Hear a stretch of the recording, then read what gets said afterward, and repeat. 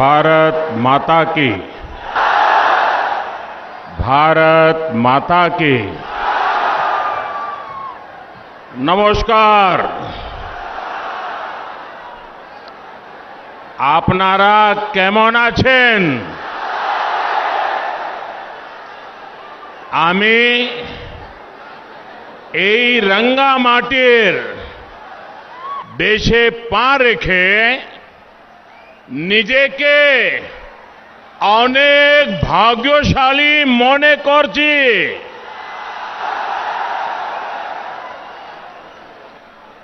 मेरे लिए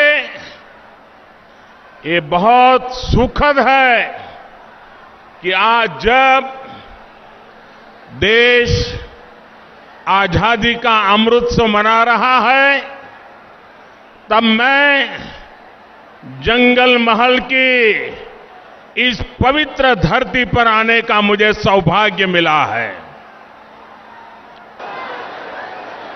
ऋषि निवारण चंद्र, मानभूम केसरी अतुल चंद्र घोष, मानभूम जननी लावण्या प्रभा घोष की इस कर्म भूमि को मेरा शत शत प्रणाम। भगवान बिरसा मुंडा, सिद्धू कान्हा,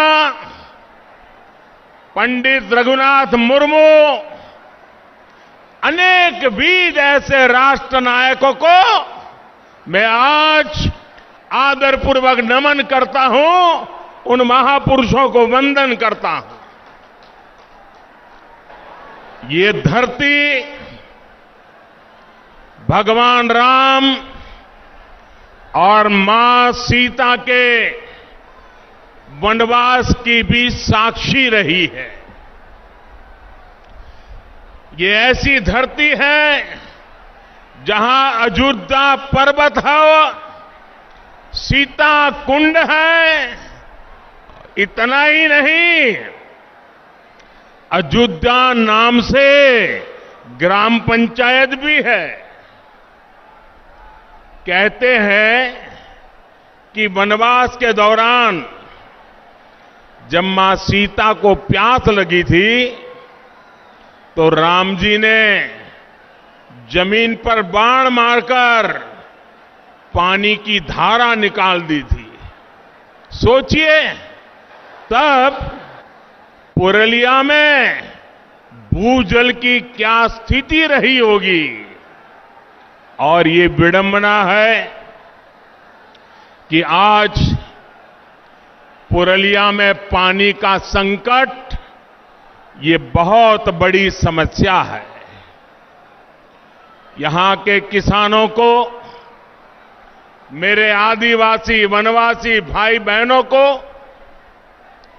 इतना पानी भी नहीं मिलता कि वो सही से खेती कर सकें।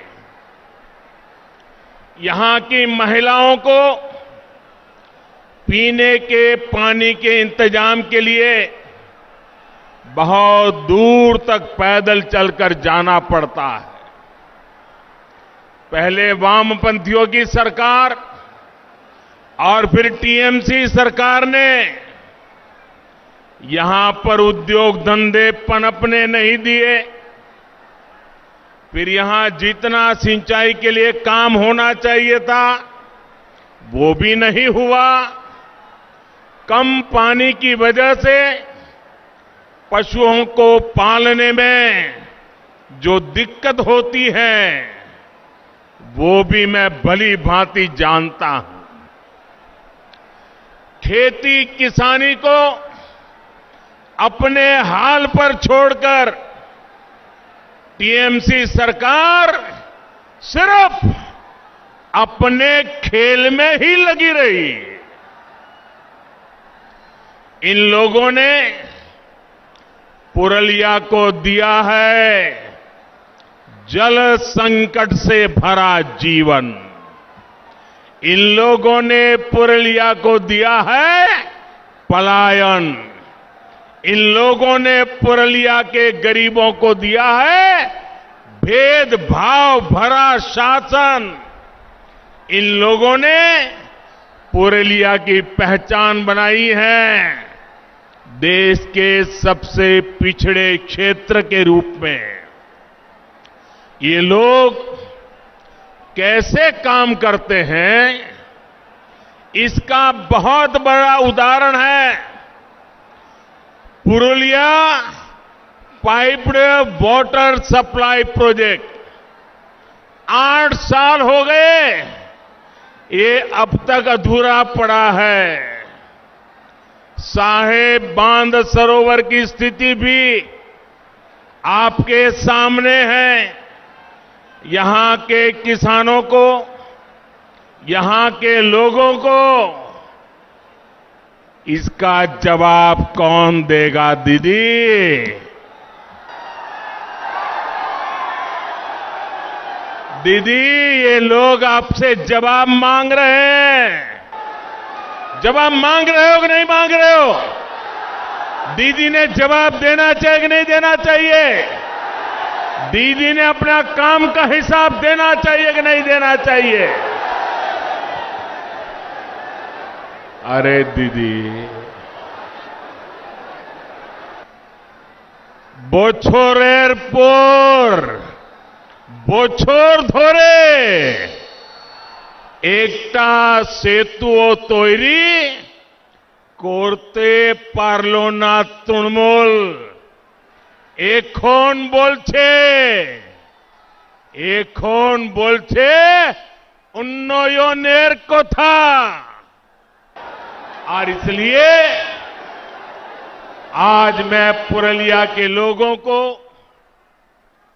पूरे जगलमहल क्षेत्र के लोगों को विश्वास दिलाने के लिए आया हूं। बंगाल में भाजपा सरकार बनने के बाद आपकी इन दिक्कतों को प्राथमिकता के आधार पर दूर किया जाएगा। जब बंगाल में डबल इंजन की सरकार बनेगी, एक दिल्ली का इंजन और दूसरा बंगाल का इंजन, जब डबल इंजन की सरकार बनेगी तो यहां विकास भी होगा और आपका जीवन भी आसान बनेगा। यहां पुरुलिया में तो टूरिज्म की भी इतनी संभावनाएं हैं। यहां पर हैंडीक्राफ्ट का इतना बेहतरीन काम होता है, इन सभी को बढ़ावा दिया जाएगा। भाइयों और बहनों, इस क्षेत्र जैसा ही जल संकट देश के अन्य क्षेत्रों में भी रहा है। जहां जहां भाजपा को सेवा करने का मौका मिला, भाजपा सरकारों ने वहां सैकड़ों किलोमीटर लंबी पाइपलाइनें बिछाई, हजारों तालाब बनवाए और आज इन क्षेत्रों में पानी का संकट तेजी से दूर हो रहा है। पानी की उपलब्धता बढ़ी है तो आज वहां के किसान अलग अलग तरह की फसलों को उगाने लगे हैं। अब यही काम बंगाल के उन सभी क्षेत्रों में भी किया जाएगा जहां पानी की दिक्कतें हैं। साथियों, पुरुलिया सहित इस पूरे क्षेत्र में विकास की असीम संभावनाएं हैं। इसके लिए इस क्षेत्र की कनेक्टिविटी को सुधारना बहुत जरूरी है। पश्चिम बंगाल के हर हिस्से को रेल सेवा से जोड़ना ये हमारी प्राथमिकता है। इस समय पश्चिम बंगाल के अलग अलग हिस्सों में करीब 50,000 करोड़ रुपए के प्रोजेक्ट के लिए स्वीकृति दे दी गई है। पूर्वी भारत के विकास को नई बुलंदी देने का सामर्थ्य रखने वाले ईस्टर्न डेडिकेटेड फ्रेट कॉरिडोर का एक सेक्शन शुरू भी हो चुका है। 2 मई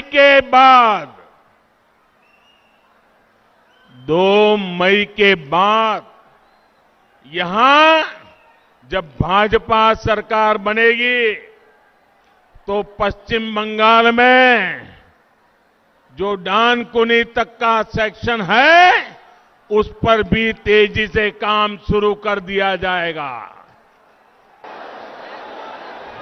पुरलिया भी इस कॉरिडोर से जुड़ेगा और यहां उद्योगों के लिए, रोजगार के लिए अनेक अवसर बनेंगे। रेल के अलावा रोड कनेक्टिविटी को भी सशक्त किया जा रहा है। इस वर्ष के केंद्र सरकार के बजट में पश्चिम बंगाल में हाईवे का सिस्टम मजबूत करने के लिए हजारों करोड़ रुपयों की भी विशेष व्यवस्था की गई है। साथियों, 2 मई के बाद जब यहां भाजपा सरकार बनेगी तो पुरलिया सहित इस पूरे क्षेत्र में ऐसी व्यवस्थाएं बनाई जाएगी ताकि लोगों को पलायन के लिए मजबूर न होना पड़े।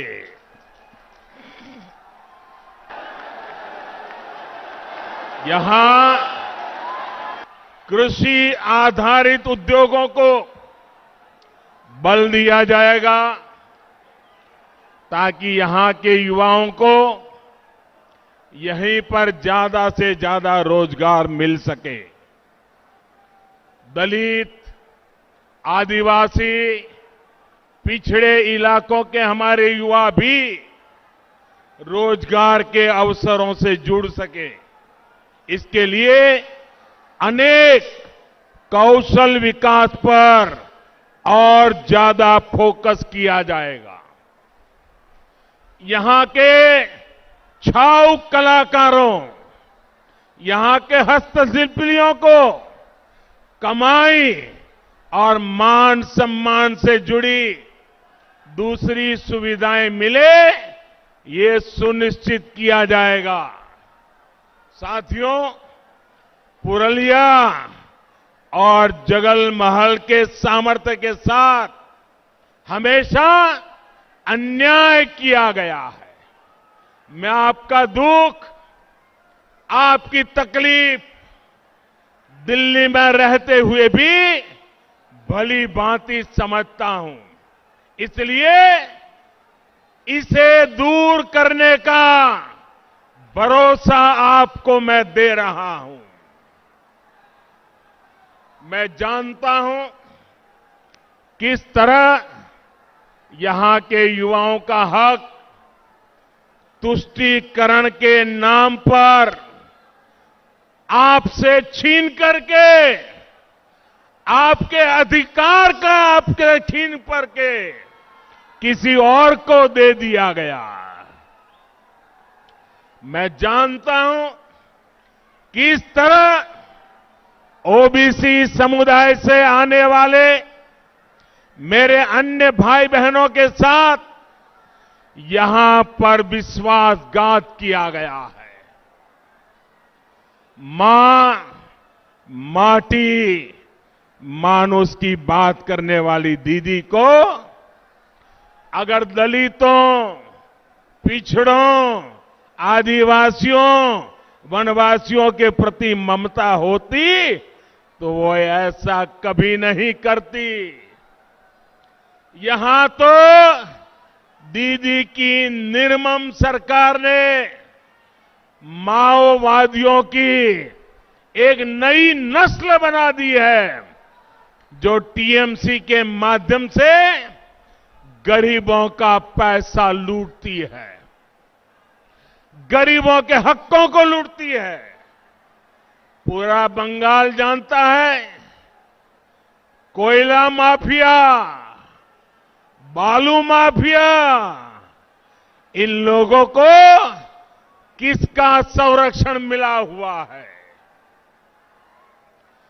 अपने राजनीतिक लाभ के लिए दीदी की सरकार माओवादी हिंसा को भी बढ़ावा देती है और इन सब का नुकसान उठाना पड़ता है आपको, मेरे गरीब भाइयों बहनों को, मेरे नौजवानों को, मेरी माताओं बहनों को, यहां की महिलाओं को, यहां के बच्चों को।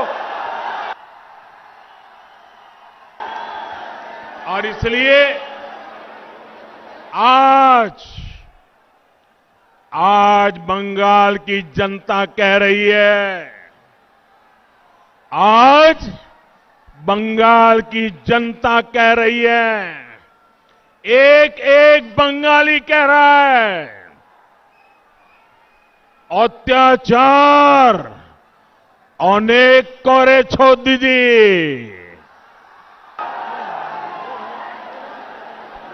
ভয় দেখানোই তোমার অস্ত্র,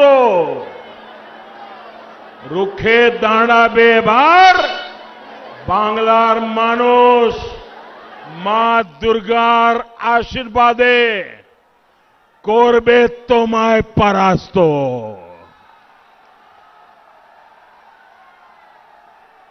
भाई और बहनों, आपका यह उत्साह दिखा रहा है कि टीएमसी की पराजय तय है। तय है ना? तय है ना? इस बार बंगाल में सिंडिकेट वालों की पराजय होगी। इस बार बंगाल के चुनाव में कटमनी वालों की पराजय होगी। इस बार बंगाल के चुनाव में तोलबाजों की पराजय होगी। पश्चिम बंगाल में टीएमसी के दिन अब गिनती के ही रह गए हैं और ये बात ममता दीदी भी अच्छी तरह समझ रही है और इसलिए वो कह रही है, खेला हो गए, खेला हो गए। जब जनता की सेवा की प्रतिबद्धता हो, जब बंगाल के विकास के लिए दिन रात एक करने का संकल्प हो, तो दीदी खेला नहीं खेला जाता, दीदी खेला नहीं खेला जाता। और इसलिए दीदी बोले खेला, बीजेपी बोले चाकरी होवे। दीदी बोले खेला होवे, बीजेपी बोले विकास होवे। दीदी बोले खेला होवे, बीजेपी बोले शिक्षा होवे। दीदी बोले खेला होवे, बीजेपी बोले महिलादेर उत्थान होवे। दीदी बोले खेला होवे, बीजेपी बोले যুব শক্তির সম্পূর্ণ বিকাশ হবে। দিদি বলে খেলা হবে, বিজেপি বলে সবার পাকা বাড়ি হবে। दीदी बोले खेला হবে বিজেপি बोले প্রত্যেক ঘরে কল হবে আর কলে পরিষ্কার জল হবে। दीदी बोले खेला হবে বিজেপি बोले গ্রামে গ্রামে জনসুবিধা হবে। दीदी बोले खेला হবে বিজেপি बोले হাসপাতাল হবে। दीदी बोले खेला হবে বিজেপি बोले स्कूल হবে। दीदी स्कूल হবে। दीदी ओ दीदी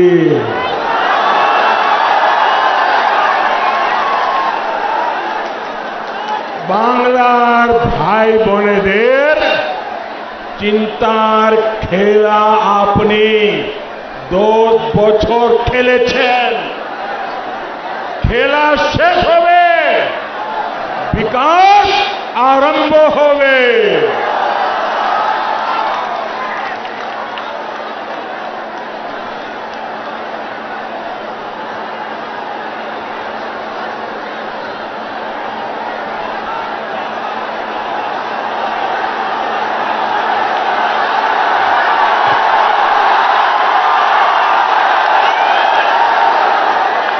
आपका ये प्यार, आपका ये आशीर्वाद, ये बंगाल का मिजाज है। साथियों,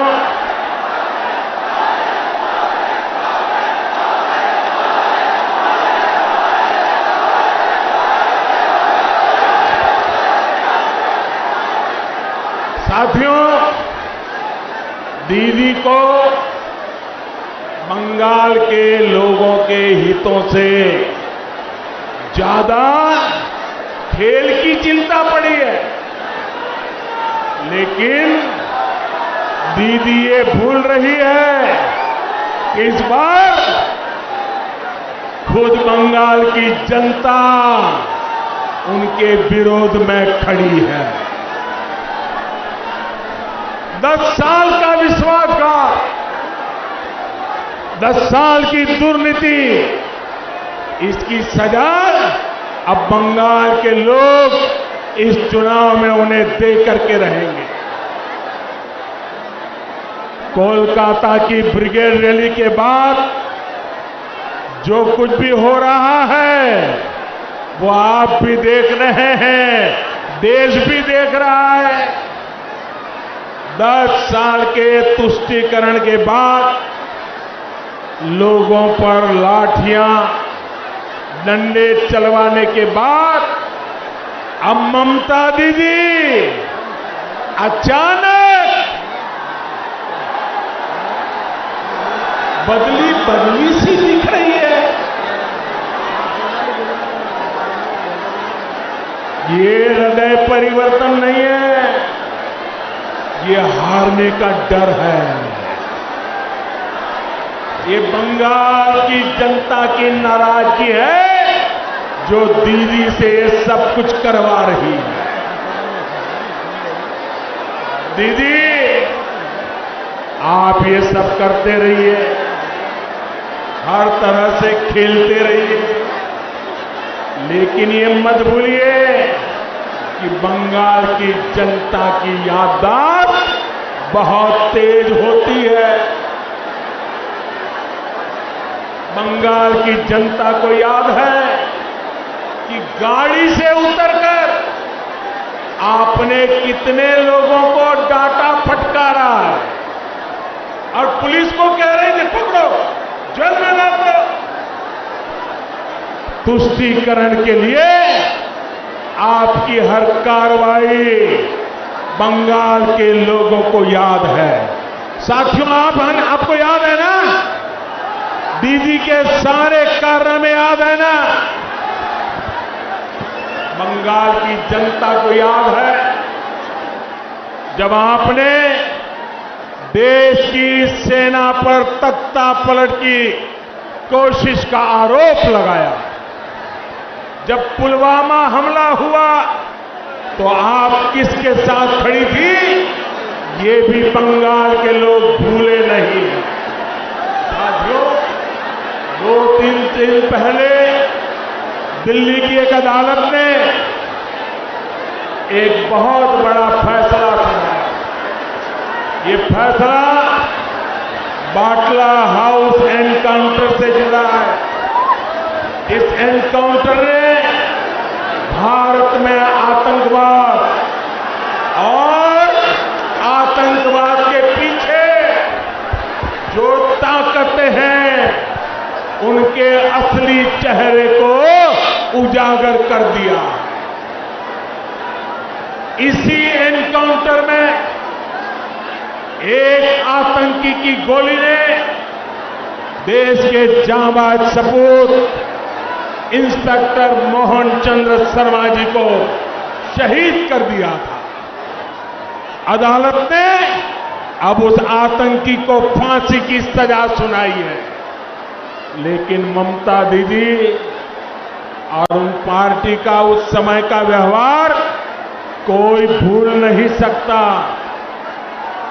ये लोग उस समय आतंकवादियों के साथ खड़े थे, एनकाउंटर पर सवाल खड़े कर रहे थे। तुष्टीकरण के लिए ये लोग किस हद तक जा सकते हैं, ये इसका बहुत बड़ा उदाहरण है। बंगाल में घुसपैठ को हवा देने के पीछे भी वजह एक ही है, तुष्टीकरण, वोट बैंक की सियासत। देश को वंदे मातरम का पाठ पढ़ाने वाली इस पवित्र धरती पर दीदी के इस व्यवहार की उम्मीद किसी को नहीं थी। इसलिए बंगाल के लोग बहुत पहले से मन बना चुके हैं। बंगाल के लोग बहुत पहले से कह रहे हैं, लोकसभा में टीएमसी हाफ और इस बार पूरी साफ।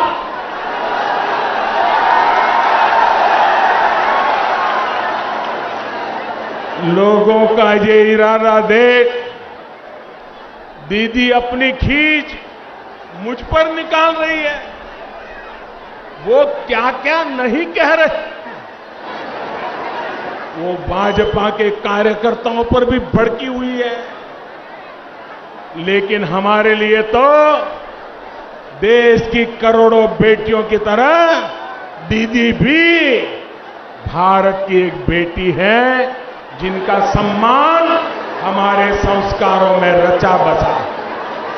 और इसलिए जब दीदी को चोट लगी तो हमें भी चिंता हुई। मेरी भगवान से प्रार्थना है कि उनके पैरों की चोट जल्द से जल्द ठीक हो। भगवान के प्रार्थना कोरी आपनी शीघ्र ही सुस्थ हो उठे। साथियों, पश्चिम बंगाल तभी प्रगति कर सकता है जब विकास प्रक्रिया में सभी साझेदार एक साथ आ सके। लेकिन दलित दीदी ने बंगाल के दलितों, पिछड़ों, आदिवासियों, वनवासियों को कभी अपना साझेदार माना ही नहीं। बीते 10 सालों में कट, कमीशन और तोलाबाजी कल्चर का सबसे बड़ा नुकसान बंगाल के गरीब, बंगाल के दलित, बंगाल के वंचित, बंगाल के आदिवासी को ही हुआ है। यहां जो लाखों गरीबों को पक्के घर मिल रहे हैं, उसमें भी टीएमसी के तोलाबाज हर कदम पर अड़ंगा लगाते हैं। केंद्र से गरीब के लिए सस्ता चावल भेजा जाता है, उसको भी टीएमसी के तोलाबाज नहीं छोड़ते। बीते साल कोरोना के समय जब महीनों तक मुफ्त चावल और दाल का प्रबंध किया गया, तो दीदी के तोलाबाजों ने उसमें भी घोटाला कर दिया। साथियों, आप याद करिए, जब अम्फान साइक्लोन आया और बंगाल की जनता राज्य सरकार की ओर उम्मीद लगाए देख रही थी, तो दीदी ने क्या किया था? अगर सहायता राशि चाहिए तो एक हिस्सा पार्टी ऑफिस में जमा करवाइए, अगर नुकसान न भी हुआ हो तो भी आपको सहायता राशि मिल सकती है। बल्कि एक ही शर्त है, पहले पार्टी ऑफिस में पैसे जमा करके आ जाइए। जरा सोचिए, ऐसी आपदा में भी टीएमसी की कटमनी चलती रही।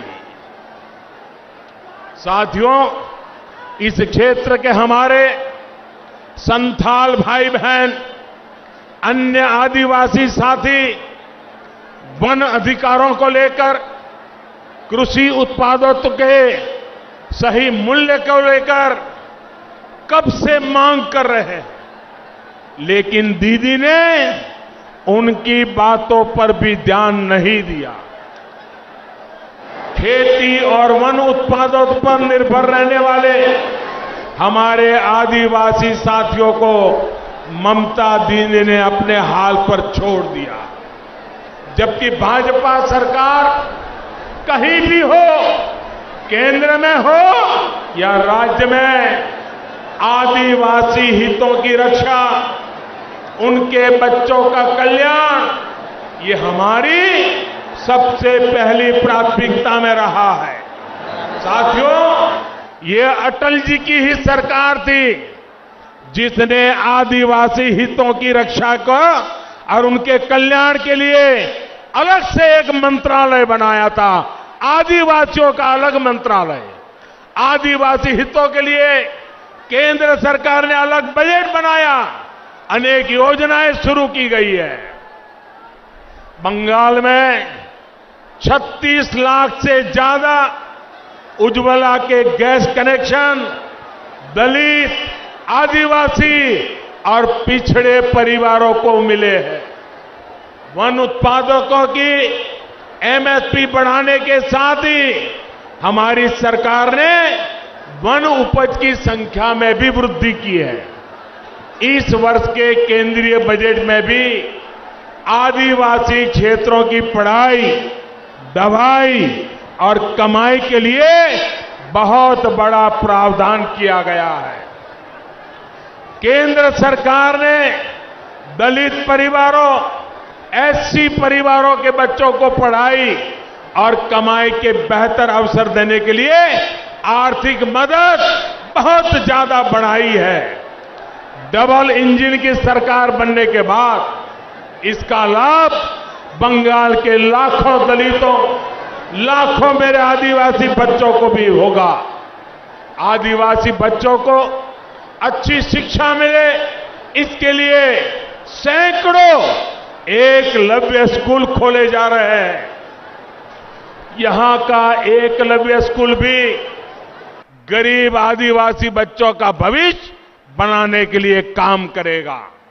स्वतंत्रता आंदोलन में आदिवासी महापुरुषों ने योगदान का गौरवगान, उनके त्याग, तपस्या और बलिदान का गौरवगान, इसको आने वाली पीढ़ियां याद रखे, आदिवासी वीर पुरुषों को याद रखे, इसलिए उनके म्यूजियम भी बनाए जा रहे हैं। साथियों, युवाओं को रोजगार यहां बनने वाली भाजपा सरकार की सर्वोच्च प्राथमिकताओं में से एक होगा। यहां की भर्ती परीक्षाओं में जो खेल टीएमसी सरकार ने खेले हैं, वो सारे खेल बंद किए जाएंगे। जो युवा जो शिक्षक परीक्षा देने के बाद बरसों से इंतजार कर रहे हैं, उनकी मुश्किलें भी दूर की जाएगी। राज्य सरकार में जो कर्मचारी कॉन्ट्रैक्ट पर है, सभी की स्किल और ज्यादा बढ़े, वो और अच्छी तरह से बंगाल के विकास में योगदान कर सके, इस पर भी बहुत जोर दिया जाएगा। राज्य सरकार के जो बाकी कर्मचारी हैं, उन्हें भी ममता सरकार द्वारा अनेक सुविधाओं और मानदेयों से वंचित रखा गया है। भाजपा सरकार में ये सारी भी संगतियां दूर की जाएगी। साथियों, भाजपा की केंद्र सरकार की नीति है डीबीटी। डीबीटी यानी डायरेक्ट बेनिफिट ट्रांसफर। पश्चिम बंगाल में दीदी सरकार की दुनीति है टीएमसी, यानी ट्रांसफर माय कमीशन।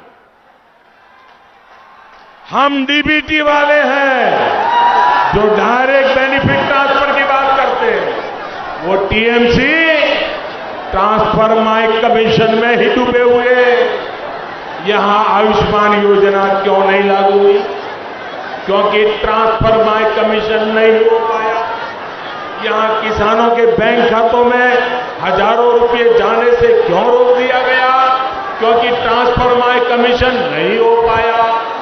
अब आप ही बताइए साथियों, पश्चिम बंगाल में भाजपा सरकार चाहिए कि नहीं चाहिए? पश्चिम बंगाल का विकास चाहिए कि नहीं चाहिए? पश्चिम बंगाल के नौजवानों का भविष्य चाहिए कि नहीं चाहिए? पश्चिम बंगाल के आदिवासियों को हक मिलना चाहिए कि नहीं मिलना चाहिए? पश्चिम बंगाल की माताओं बहनों को सम्मान मिलना चाहिए कि नहीं मिलना चाहिए?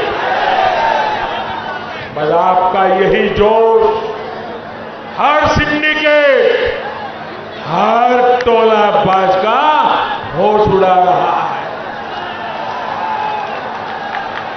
और इसलिए दीदी को आपके जनधन बैंक खातों से डर लगता है। बंगाल में खुले करोड़ों जनधन खाते, आपका हक आपको ही मिले, इसकी गारंटी है।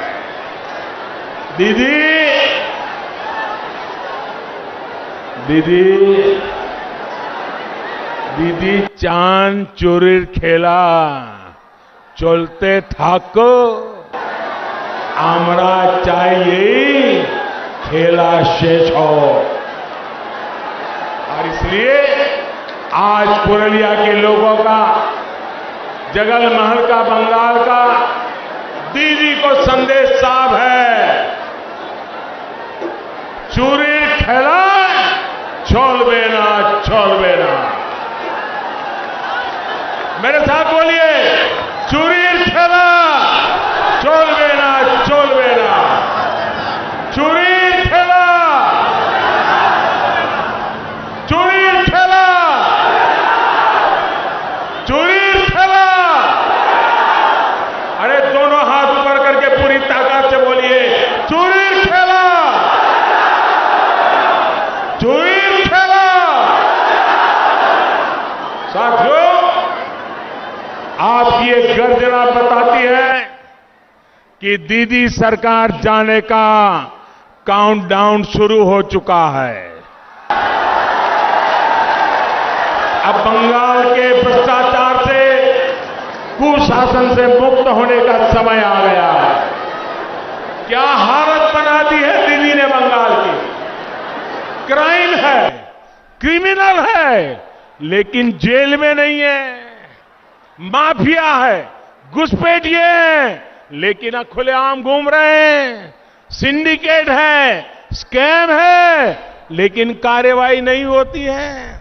साथियों, आज मुझे वो परिवार आशीर्वाद देने आए हैं जिन्होंने दीदी के अत्याचारों को सहा है।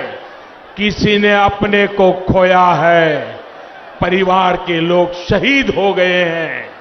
ये पुरलिया के वो परिवार है जिन्हें दीदी के विरोध की सजा दी गई, फांसी पर लटका दिया गया।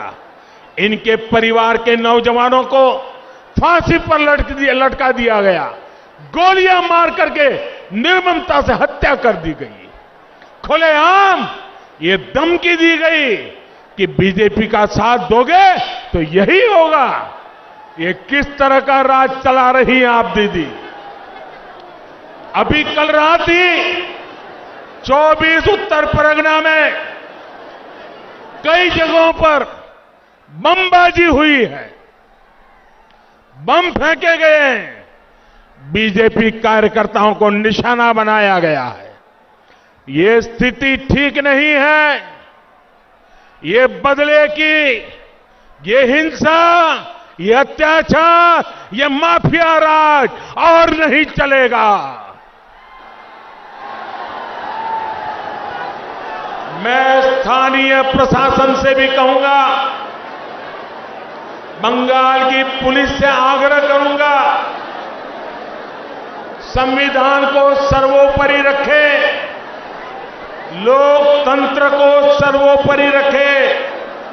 मैं बंगाल के लोगों को विश्वास दिलाता हूं, हर भाजपा कार्यकर्ता को विश्वास दिलाता हूं, 2 मई को बीजेपी की सरकार बनने के बाद हर अत्याचारी पर कानून के मुताबिक कार्रवाई होगी।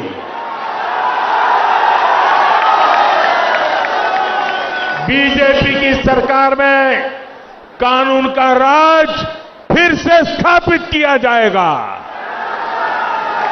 क्रिमिनल, माफिया और भ्रष्टाचारी को कानून जेल के हवाले करके रहेगा।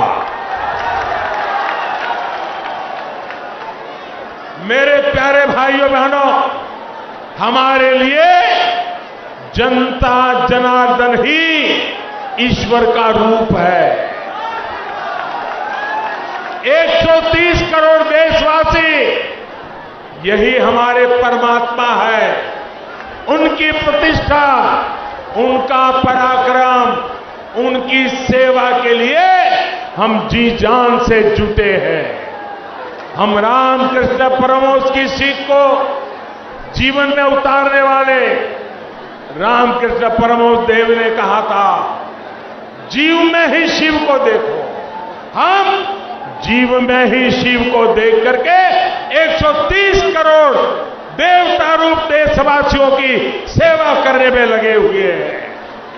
हम सबको मिलकर गुरुदेव रविंद्रनाथ ठाकुर, नेताजी सुभाष चंद्र बोस, स्वामी विवेकानंद जैसे महान व्यक्तित्वों के सपनों को, उन सपनों को साकार करते हुए सोनार बांग्ला का फिर से निर्माण करना है।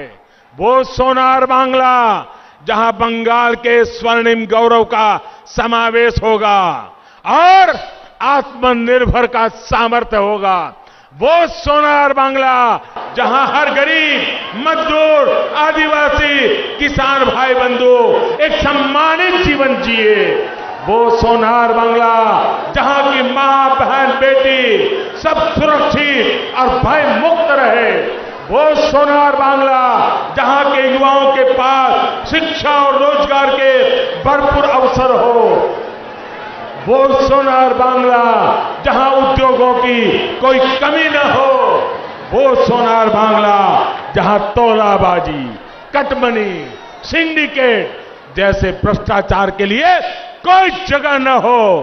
वो सोनार बांग्ला जहां गुंडे, अपराधी, उग्रवादियों की जगह जेल में हो, सड़कों पर न हो। वो सोनार बांग्ला जहां सबके पास एक आवास हो, हर घर सब जाल पहुंचे, आयुष्मान भारत का साथ रहे। आज पूरा बंगाल हमारी भारतीय जनता पार्टी के साथ मिलकर इसी सोनार बांग्ला के पुनर्निर्माण के लिए संकल्पबद्ध है। मैं देख रहा हूं बंगाल की यह धरती सोनार बांग्ला का अब और इंतजार नहीं कर सकती। इसलिए अब यह तय हो गया है 2 मई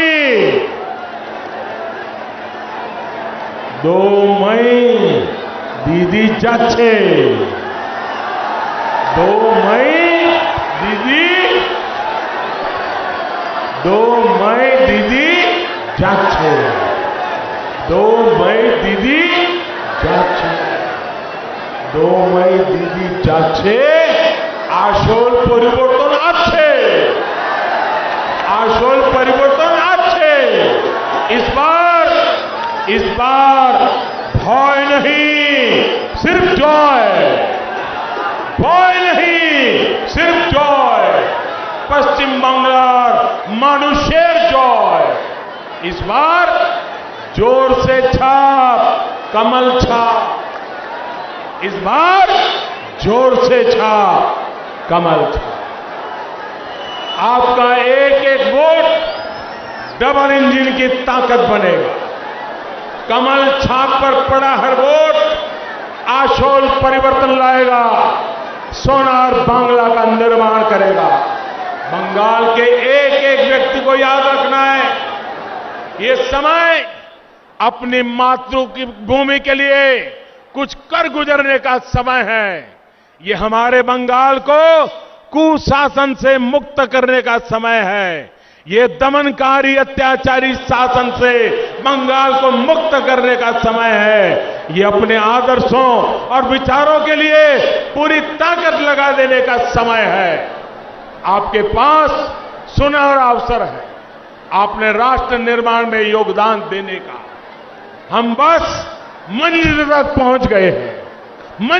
पहुंच गए हैं आशोल परिवर्तन के संकल्प के साथ हम यहां से अपने गांव अपने घर जाएंगे और घर घर ये संदेश पहुंचाएंगे एक एक परिवार तक पहुंचाएंगे ना घर घर जाएंगे लोगों को बताएंगे मतदान करवाएंगे कमल खिलाएंगे सोनार बांग्ला बनाएंगे इसी आग्रह के साथ आप सभी का बहुत बहुत धन्यवाद मेरे साथ पूरी ताकत से बोलिए दोनों हाथ ऊपर करके बोलिए भारत माता की भारत माता की भारत माता की वंदे वंदे वंदे वंदे